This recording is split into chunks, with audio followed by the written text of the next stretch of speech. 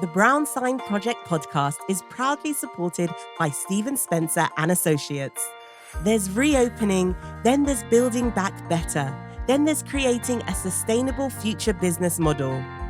From managing change to customer experience design and brand communication, our innovation toolkit helps visitor attractions and destinations build forward better. Welcome to the Brown Sign Project, bringing together tourism professionals from around the world to share what they love about the attractions industry and to inspire the next generation of industry leaders. So what are we waiting for? Let's get on with today's episode. The Brown Sign Project podcast. Hi there and welcome to the Brown Sign Project. Today we're talking about actually the content of your tourist attractions. So we know we've talked previously in episodes about what supports people actually coming to attraction. We've talked about what happens when they're queuing and how we can kind of combat that dislike of queuing, although you know Lois and I love a bit of queuing. Today we're going to actually talk about the kind of content in the experience sandwich. So what actually happens once you're inside. And then we know that in future episodes we've got the joy of the gift shop to come and some lovely marketing talk, but we'll get there when we get there. Joining us today, I've got Joe and Rachel. Joe and Rachel are going to introduce themselves shortly, but just to say they are both experts in their field and they both work in the field of curation, but in very different ways. So we're going to talk a little bit about curating experiences and making sure people get lovely content when they enter your tourist attraction. So I'm going to come to you first, Rachel, if you just want to introduce yourself.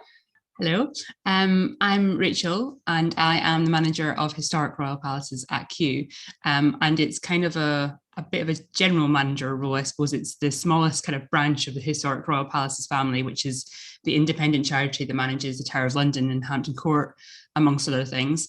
So it's a small site with a small team, but a great kind of management role if you want to just look after everything, which is kind of what I get to do.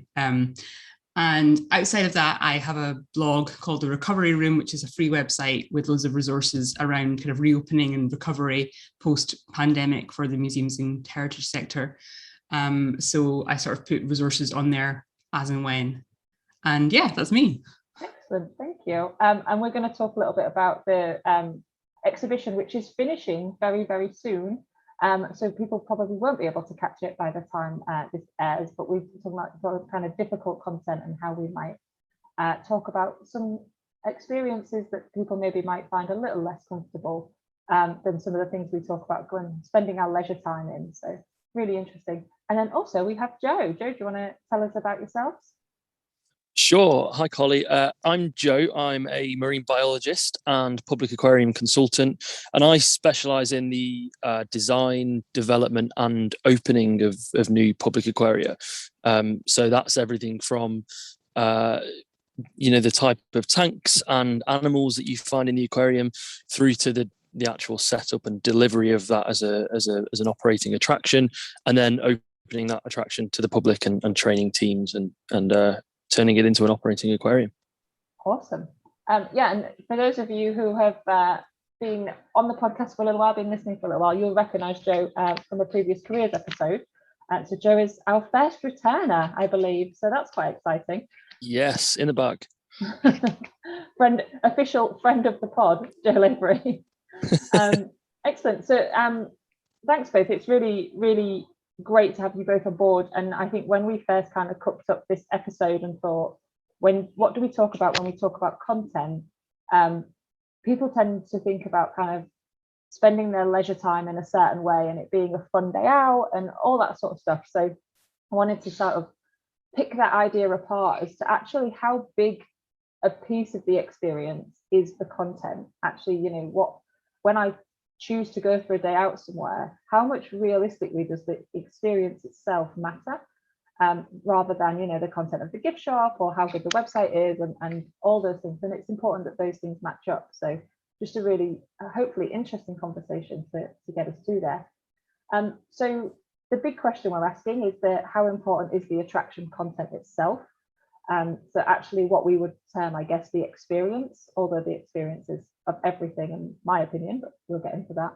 And my first question is then, how important is curation in the experience? That once I'm in the building, how much does it matter that experience is kind of set out in a certain way. So I'm going to come to Rachel first on that one. So if you want to talk to us about content and its role in experience, that would be awesome. Probably the first thing to try and define is what we mean by curation. I mean, I sort of had a slight heart attack at the start there where you said that I was involved in curation, because I think my fellow curators at HRP would not be happy with me just being described in that way. I think, and actually we had this discussion when Joe came on the careers episode, is that what is your definition of curation? Because to me, a curator, having worked in sea life as Joe has, is that they're people who look after animals, and that's a really different concept to what you would get, if you started talking to the curators of HRP or the V&A or the Science Museum. They're definitely not those curators. When I was at the Natural History Museum, curator was a collections manager. They were in charge of a particular scientific type of collection. At HRP, they're the sort of research powerhouse behind kind of our knowledge as an organization. So we have a very specific kind of curatorial department. And I know that some of their pet hates is when curate gets used in a sort of pop culture where, like, you talk about Walkers having curated a new range of crisps or something. Am I going to get hate mail from them? Maybe.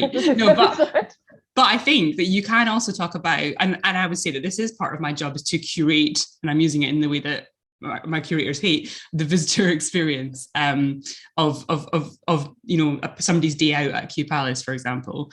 So in that sense, it is very important. But I think in terms of content, it really depends who you are. If you're somebody like me who's very ops focused, then I will be sort of spending more of my time thinking about all the facilitation things that you need in terms of the queuing, the ticketing, the toilets.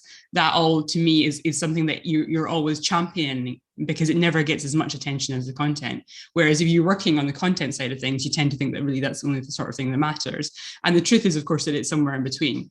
And especially if you are a sort of charitable mission-based organization, the content is what it's all about, because you have this mission to either educate or inspire or change people's minds about a particular topic. And so that's kind of what you're trying to get to. But what you must never forget is that none of that stuff can exist without all those support services that are around it. So yeah, like with most answers to most difficult questions, it's somewhere in between, isn't it? Yeah, nicely sitting on the fence, but also shout out to any curators who want to send me hate mail. That's fine.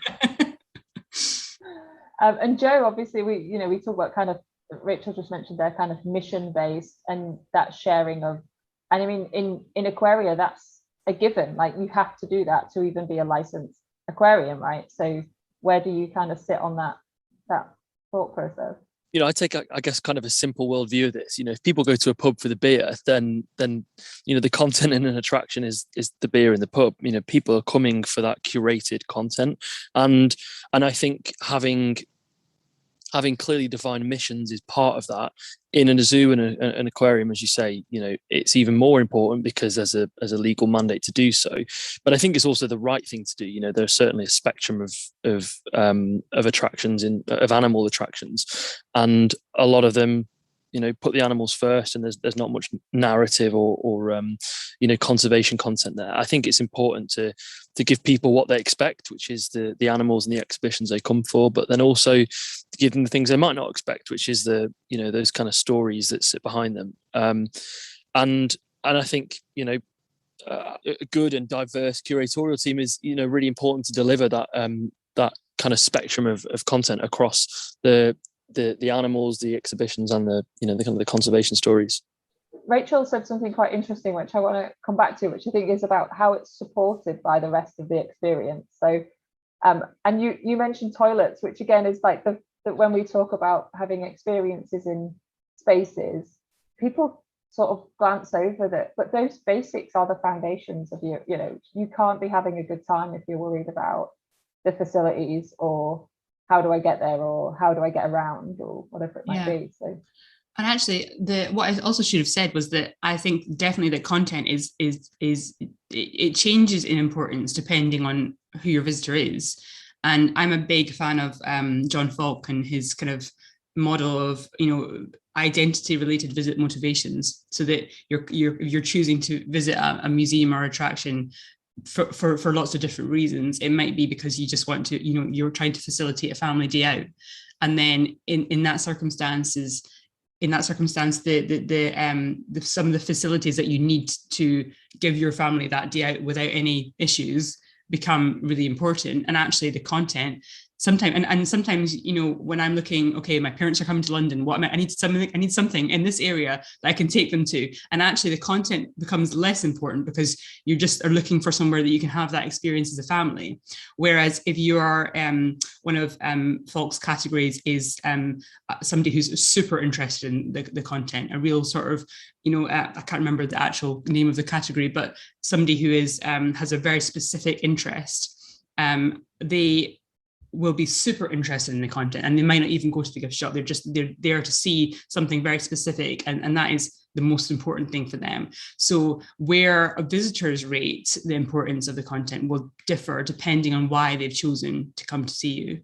Yeah, I'm working on a site at the moment, and they're a family-based attraction, and we're talking about all this amazing kind of visitor experience stuff that they're doing, and this really great content. And the most common thing we have talked about is, can we put toilets in the car park? Like, genuinely, because you like say that there's things that matter to certain people, and if you're going to talk to young families that've driven a fair way to come and visit you, that's the first thing they're thinking about. And if you're taking your parents out for the day, probably thinking about where can we get a coffee and where will there be cake, and you're probably not thinking that much about the content itself. Or thinking, the content is definitely secondary to the other parts of the experience that you're having, definitely. Those are really good points. I think you're right. I think there are certainly some sort of hygiene factors that sit aside as the content. And I think Rachel's point is really valid as well. There are certainly people that probably care more about those things than they do the content. Yeah, we used to have I had a rule. I don't know if it's a general rule, but when I was recruiting for animal-based attractions, was that if you said during your interview, I just really loved the animals, that you probably weren't the right person for the job. Is that there's a place for really having a real specific interest in the content, but if you're actually just trying to deliver the overall experience, then your real niche interest in the subject can actually be a bit of a barrier sometimes to people who maybe don't have that level of knowledge.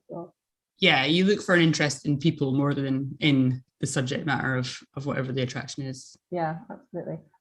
Joe, I want to come back to you then with the second question. So we were talking about difficult subjects and subjects that might be quite, whether it's big and unwieldy subjects or just subjects that are hard to talk about because they're emotional, whatever it might be. I know obviously you work in an area that, we're talking about conservation, we're talking about threat of extinction. What would you share with people when you talk about kind of the balance of that conservation message? Yeah, I think this is one of the most interesting things about certainly conceiving an animal exhibition. As you say, it's like a lot of things in life. I think it's about balance, right? So it's important to kind of raise these difficult subjects. So let's take shark finning as an example. It's important to bring that to the forefront and let people know that that's happening and quite how horrible it is. But then if you're too worthy or too doom and gloom about it, nobody will want to visit. They won't want to come back, and they won't want to engage with that in the first place. And who can blame them? So I think it's important to tell these stories in the right way to connect with visitors, to inspire people, to challenge people. And in practice that might mean when you're talking about, let's say, coral reef extinction, coral bleaching, you might show off the kind of beauty of a healthy reef and tell people about what's happening to our reefs in the wild and the impact that that's having on the environment and on humans and on the wider world, but then show people the fantastic way that the fantastic work that's being done, the fantastic research that's being done, the work of conservation scientists, and to give visitors ways that they can help or inspire them to kind of go out and learn more. So I think we all walk a fine line. Some people might feel that we're too forceful with some of those messages, and a lot of people probably feel that we don't bring them home enough. But it's a balancing act, and I think that's one of the hardest things that you do as a curator, is to kind of walk that line in the right way, knowing that you won't please all of the people all of the time. Rachel, obviously you probably just need to give us a bit of a preamble as to what your most recent exhibition is at Kew Palace, to kind of explain why the content might be slightly more difficult or slightly, I don't want to say hard, because it's not hard, but to be able to explain it in a way that is not a light touch. I think. Yes, it's quite emotional content. So a bit of context. Kew Palace is kind of best known probably for being the home of George III, and he was kind of famous in history for either losing America or for his mental illness. And if you've seen Blackadder, Hamilton, you'll see how that subject matter doesn't tend to get treated in cultural references with a lot of sensitivity. I will jump in there and say though that he is the best character in Hamilton. Yes. And I do intend one day to go to a costume party dressed fully as him, because it's just amazing. But, well, if you need any costume, although I mean, in Hamilton, he is a comedy character, and there's lyrics, certain lyrics in his songs, like "You're making me insane," "You're driving me mad," that sort of thing, that show that it's still treated as a joke, even in super up to date stuff. Obviously, things like Blackadder, where he's it's really not particularly a sensitive portrayal of him, is slightly different. But anyway, this felt like a good time to really look at that whole story again, because it's now 201, because obviously we missed last years since he died. So Kew Palace was important because it's where he came for treatment and recovery during his periods of mental and physical ill health. And so it's a really big story at Kew Palace, and it's not something that we've kind of looked at in depth before, I think because we were very keen to be sort of pointing out that there was more to him than that. This year, we've launched an exhibition called The Mind Behind the Myth, and it's looking at his treatment, his experience, and also kind of using it to shine a bit of a light on contemporary mental health. So when we're looking at the historic objects, we worked with a community group of men who all have experience of mental ill health, and they helped us interpret that exhibition, sort of drawing out some of the themes that are really relevant, like diagnosis, and actually writing some of the object labels for the historic exhibition. And then on the top floor of the palace, we asked people to lend us objects that talk about their mental health, just in the same way that we do with George on the floors below. And so we have 10 objects that are displayed just with the stories of the people who have loaned them in their own words and telling us their mental health stories. And some of them are very emotive. We have objects there that relate to very difficult subjects like suicide and child abuse. And there's one particular object, which is a skateboard that was lent to us by the Ben Ramers Foundation. And it was Ben Ramers' skateboard, and he's a skateboarder who took his own life. And that is accompanied by some film footage of Ben. And, we keep tissues up there because it has very extreme reactions, but actually at the same time, amazing feedback, and something that, the relevance of it is very obvious, particularly kind of post-COVID. And it's just had an amazing kind of reaction from people. Unfortunately, it's closing on Sunday, so I think when people hear this, they'll have already missed it. We need a rerun. I think I'm sure you've got something really exciting in store for next year, but maybe we can have a rerun of that. Well, actually, if you go to the HRP website and go on the Kew Palaces page, a lot of our lenders have done videos about their objects, so you can see a lot of that content online, which is really great as well.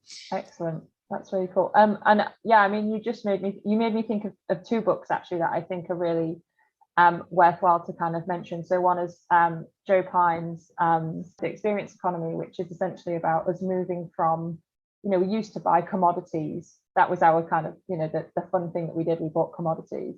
And then we now are starting to buy experience, but also then we're moving into a point where that experience has to really change us. We're not really into just sort of turning up and having a good time in a lot of ways, when we're looking at getting really great experiences or experiences that really stay with us. We're not talking about going and just riding a roller coaster or going and watching a film, that just tides us over. We're just talking about going and really experiencing something that changes the way that we think or the way that we feel about something. Mm-hmm. And I think both of you have kind of work in that space of, you can come away and sort of think, oh, I'm going to do something differently now. And that's going to become more important, I think, as people's leisure time gets squeezed and as people's leisure time becomes more important to them, that actually they're looking for stuff that really, changes them, really deep-seated kind of emotional change. And then the other book that I just want to shout out, if people haven't read this, it's a really great book, was Nina Simon, The Art of Relevance, which is about really kind of making your attraction, your space, fit your community and serve your community. And you talk about really kind of working with people who have been through that trauma, that process, and have real lived experience, and bringing them into the fold so that they can tell their own stories. And I think it's the only museum book where I've cried most of the way through it. Going, this was meant to be work related, and I'm just sobbing. But yeah, it's a really great book to read around kind of. That is a great book. And actually the Nina Simon book was definitely a sort of a bit of an inspiration for me in this exhibition, but also The Anarchist Guide to the Historic House Museum by Franklin Fagnoni, which is a brilliant book that really makes you question, if you have a historic house museum, what is the point of it? And the answer to that question is often going out into your community and finding out what is needed. I think we were very lucky at Kew Palace to have this sort of ready-made story that is so relevant, which made everything a lot easier. But our community team at HRP did a fantastic job of connecting with groups that already existed in the community that were very willing and able to come in and sort of talk to us and to lend objects. One of the best things about it, I think, is that we now have a relationship with these lenders. So some of the people who lent us objects come in every week and sort of know us and talk to the staff. And that's been a really nice part of that process. It now feels like Kew Palace, despite being a royal palace, is much more there for its kind of local community, and I guess the community in general, more than it ever has been before. And Joe, that also just made me think of, when we talk about collections, and I think it's hard. We talk about collections, but people don't, when we talk collections, they don't really think of animals, which is always an odd one. But about having that local, how often do you go? I mean, it happens less now, I think, but how often do you go to aquariums and find that they're stocking, and again, stocking, it sounds so awful to say it for animals, but that, it does sound very inanimate. Yeah, inanimate, definitely. But, about stocking creatures that don't, that you wouldn't find in that area of the world, or, do you think that, again, that's changing? Do you think people are becoming more focused on, here and now, and this is the community? Yeah, I think there's always been an interest in, visiting a zoo or aquarium and learning more about animals that you find, maybe not in your community, but certainly in your region, your part of the country, wherever you might be. I think that's definitely starting to become, more of an interest for people. I think I told this story on the last episode that I did, but I remember really vividly working at an attraction and having a school group come in, and this school group were riotous in the rock pool area, and the teacher explained it was because they'd never been to the seaside before. They were an underprivileged group of school children, and actually I think it's because of that, it's ever more important to give people from the local area, like I say, the local region, maybe not necessarily the immediate community, but people in your catchment, the opportunity to see animals that they might not have before, or they might not get the opportunity to.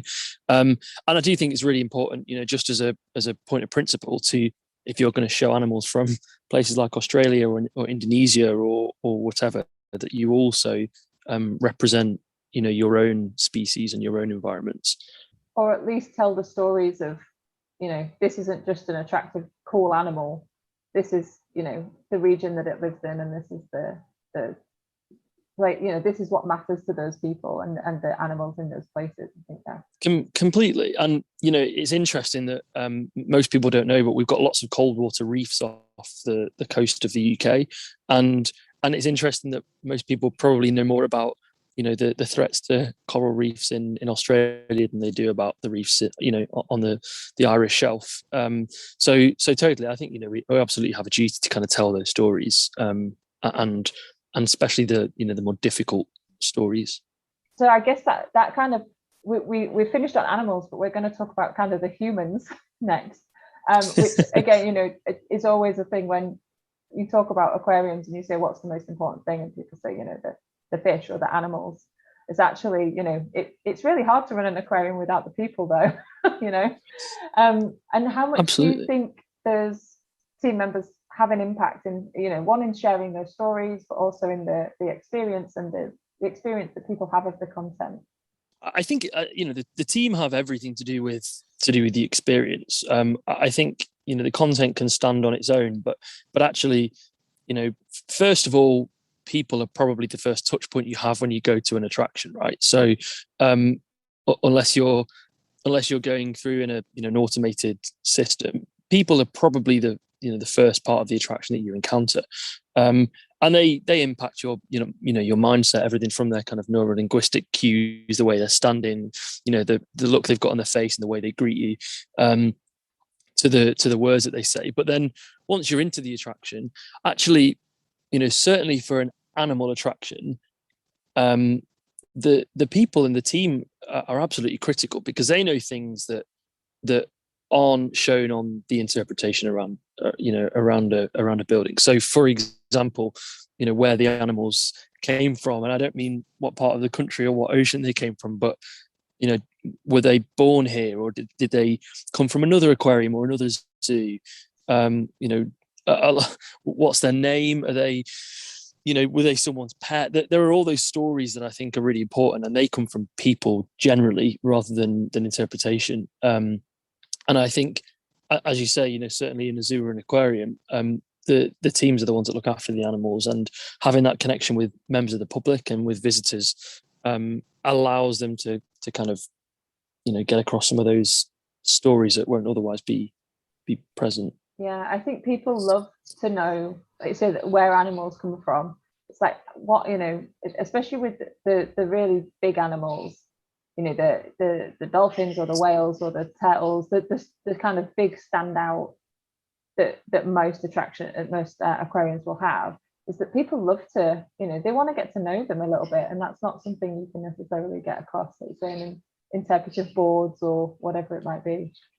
True, yeah, and I think it's just human nature to anthropomorphize things, and actually to know that that particular shark really enjoys crabs, or he doesn't like mackerel, or he's a really fussy eater, or swims in a certain part of the tank because he prefers it over that. I think like those sort of stories are really interesting, and they also help people connect to the animal more and to the kind of stories that you want to convey.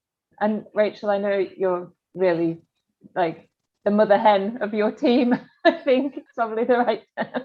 I'm sure that's what they say about you. I don't think it is, but I've not thought of that phrase before. But yeah, I mean, in terms of you have a relatively small but very, very passionate team. And I think for anyone that kind of follows you on social media, always kind of around you, so knows what that team means to you and what that team means to the experience. Yeah, well, I think you're right. We've got a small team this year, smaller team than we normally have. Because of the pandemic, we've had to really scale down our operation, and it's gone from, I think, about 25 hosts to 8. I should say without losing people, because we have a seasonal recruit every year. But it has been amazing this year to go through this exhibition with this team. And part of why I'm so invested in it is because I know how powerful that human interaction is in the exhibition. We have object labels and we have interpretation panels, but you only have so much space on there. Our mission with this exhibition was to change how people think, not just about George III, but about mental health in general. And I really question how effective in sort of static interpretation can be in doing that. I think real change really can only come from interactive discussions with people. And to give you an example, one of the themes in the exhibition is the importance of diagnosis. And when we were working with our community group, one of the really interesting conversations that we had was around diagnosis. And they were saying that sometimes when they were ill, they felt that diagnosis was more important for other people than them. So, I mean, obviously it was important that they get the right treatment, but they felt that other people were more comfortable once they kind of could label them and be like, okay, I understand what that is. It's something that you can Google. But actually it doesn't change their experience. And so it was more important for other people than it was for them. And so that really chimed with me, because the question that everybody asks about George when they come into the palace was, well, what was wrong with him? And there's so many different theories about that would take way too long to go into now. But the truth is that we don't really know. And so by involving the hosts in those conversations with those community groups during their kind of induction period, it means that they can take that question, which should have quite a black and white answer, but doesn't, and actually move it into what diagnosis means today, how people who are mentally unwell feel about that, or how our community group anyway felt about that, and sort of turn it back on ourselves and ask people, well, why do we need to know? Why do we need to know what was wrong with George? Why is it a mystery that needs to be solved? And actually, should it be more about thinking about his experience and the experience of people around him? And so that is just not a conversation you could have on an interpretation panel. It needs to be a conversation amongst people.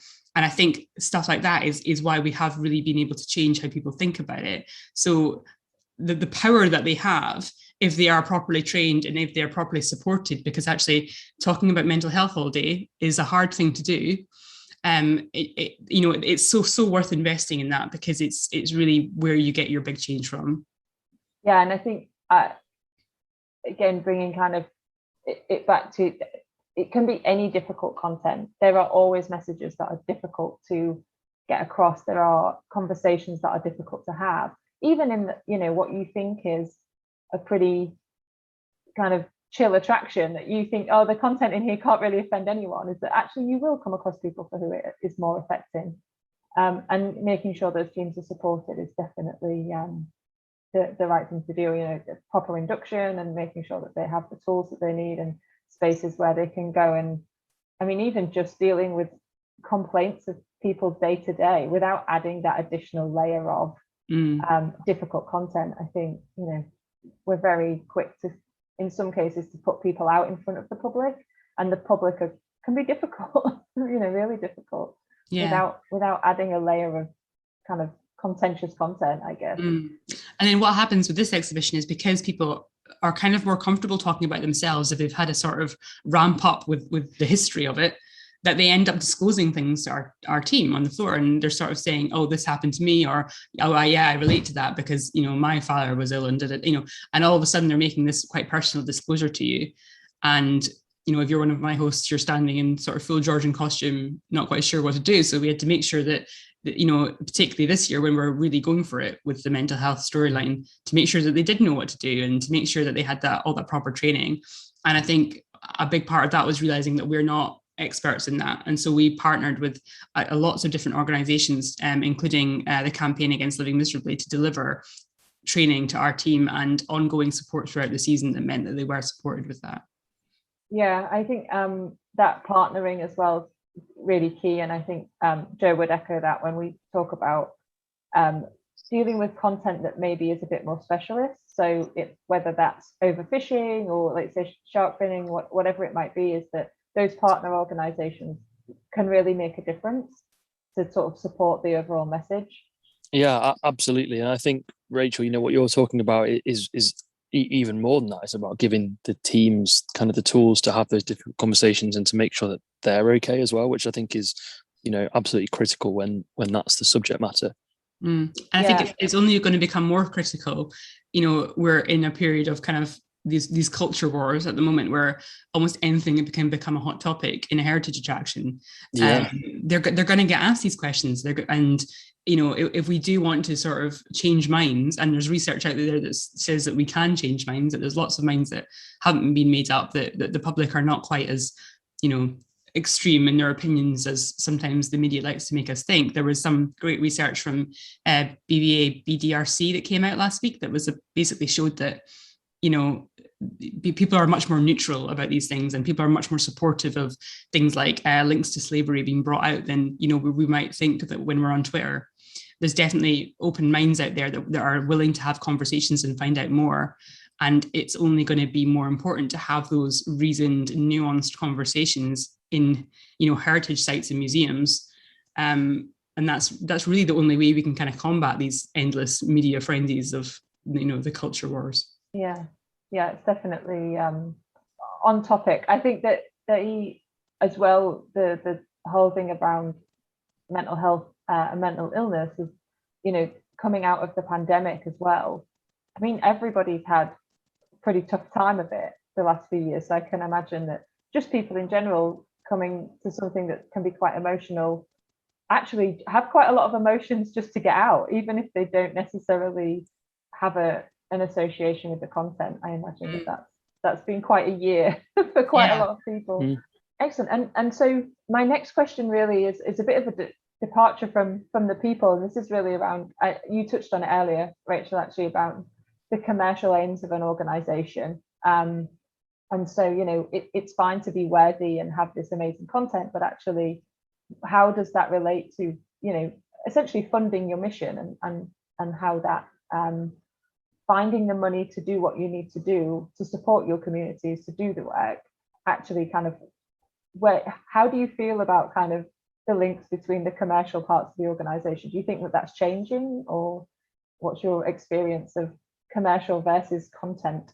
Before we started recording, I mentioned I'd done 3 weeks at Madame Tussauds.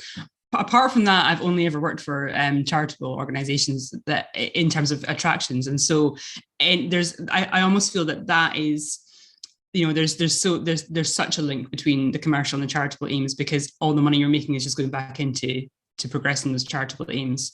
I think as well, what we're doing with this exhibition, which never had a commercial purpose really, was that actually we do serve as a bit of a front window for historic royal palaces, because we're almost not part of historic royal palaces, because you pay to come into Kew Gardens, which is a separate organization from us, even though we're inside it. And then your entrance into Kew Palace is included in your Kew Gardens ticket. So as a result, we get lots of non-traditional historic royal palaces visitors. So my view is that if we are showing them something they like, that then they may think, maybe I should visit other historic royal palaces venues. So that's kind of, in terms of us being commercial, that's really where I kind of see our purpose is to sort of be that front window. I think the exhibition that we've got on at the moment is, I guess I'm being biased, but it's the best thing we've ever done in the organisation, I think. And so, it's groundbreaking for HRP. This is an organisation that has the crown jewels in a display case. And on the top floor of our palace, we've got a skateboard and a plastic bag and a heap of lion bars. It is groundbreaking for us to be able to sort of push the boundaries like that in a way that, displays historic royal palaces in a slightly new light for new visitors. It is only going to bring us good things, I think. And so it's had a sort of unintended, almost commercial aim, I guess. And then, Joe, I'm going to continue, because essentially there's a lot of aquaria in the world, that there's a lot of money in aquariums.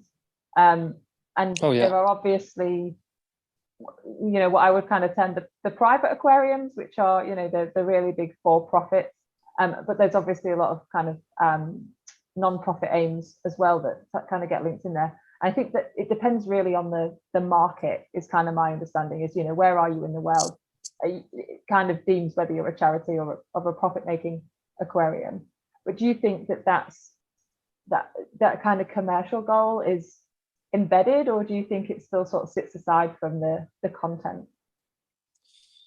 I think it's a good question. I think certainly in most markets, Europe especially, because I know the zoo license legislation better than US or Asia, but I think it's definitely more embedded in zoos and aquaria because of those parts of the zoo license legislation that say you need to contribute to research and education and conservation. So I think even for-profit and private aquaria and zoos, a lot of the DNA is charitable. But when it's a really nuanced debate, isn't it? Because even charitable not-for-profit zoos and aquariums have to have commercial aims as well. I think it's quite muddy. It's making me think of a book by Simon Sinek.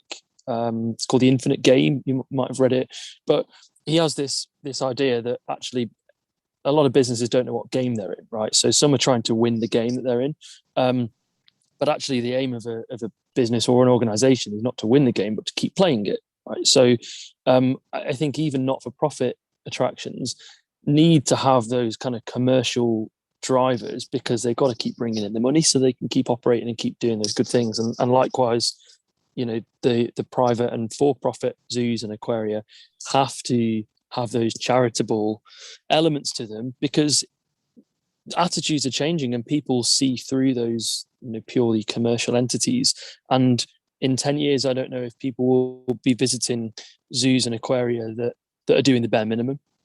I think these new generations are coming through, and they're not going to be going to those sort of attractions unless they're doing their utmost to kind of look after these animals in the wild and to do better. So I think it's quite a muddy topic, but yeah, I do think to a certain extent those charitable aims are embedded in commercial entities and vice versa. I think one of the sorry, Carly. I think one of the sort of cruelest things of the kind of pandemic, from a visitor attraction point of view, is that those organisations who have become, those charitable organisations, I should say, that have become so great at driving their own commercial income and so entrepreneurial, to be able to reduce their funding on their dependence on public funding, because of austerity and all the cuts that we had in the UK, almost kind of have suffered the worst, because they have lost all of that and haven't had those sources of public funding. And so like a charity like Historic Royal Palaces, it doesn't get any funding from the government or from the Crown.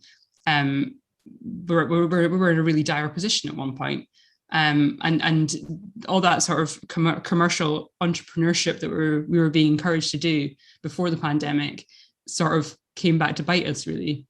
Yeah, I think it's hard to imagine, when you are planning to become more commercial, to make more money through your commercial revenue generating activity, is to imagine a world in which that just cannot exist.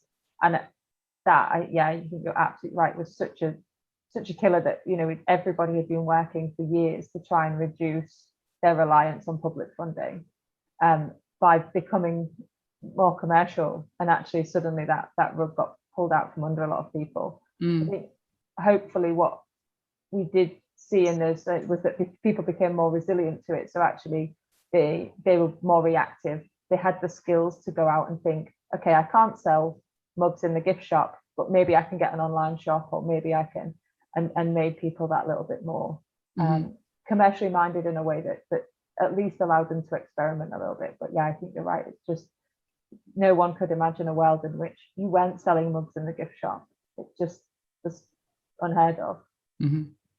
And I get as if I'm some sort of pre-organized link into the next episode. The next episode we're going to do is all around the gift shop.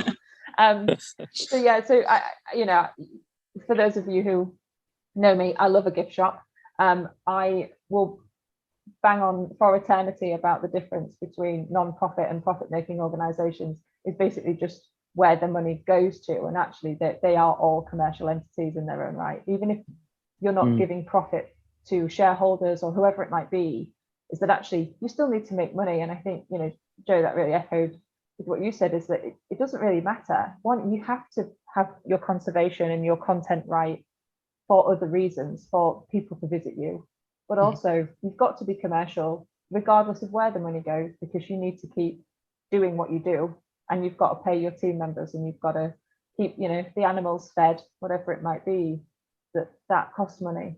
And it's really important that we continue to play the game. And we have mentioned a few books in this episode, so I promise I'll put the links in the show notes for everybody. I'll round them up afterwards, because I think there's some really good books out there about actually the content of museums and the content of attractions, and how those attractions do what they do and keep doing what they do. Really important. Excellent. Well, thank you both. It's been an absolute pleasure as always. And I'm sure you'll be back to talk to us soon. So Rachel, if you could just tell us, where can people find you if they want to come and enjoy your stories of Rod Stewart and other things? Niche reference. Yeah. Yeah, I'm not explaining that one. They have to come and Okay, find we're not you. going to explain that. Okay, fine. I'm on Twitter at Mackay, and you can find my website at therecoveryroomblog.com. And actually, I should mention that in doing this exhibition, I developed a model for supporting front-facing staff with emotionally difficult content. So you'll find that on that website under resources. It can be adapted to really anything that you think is going to be challenging content. And I found it really useful. So if that's something that you're planning for, then definitely head there. Thank you. And Joe, where can we find you? Great. I'm on LinkedIn and I write the occasional article. I'm on Twitter, although I'm not as funny and entertaining as Rachel, so I won't give out that one. And if you're interested in learning more about aquariums, then I've got a little podcast called Aquariums Explained, where we talk about the process of building and working at an aquarium. Excellent. I'm sure we will. I keep saying I'm going to come on it, and I don't know what we're going to talk about. My experience of running aquariums for a little while. Yeah, we'll shoehorn it in. We'll get it in. It's fine. I don't know really anything about animals anymore. That knowledge has left my brain, but I can definitely talk about what it's like to work in an aquarium. That sounds good. Excellent. Well, thank you both, and it's been a pleasure, and I will speak to you both soon.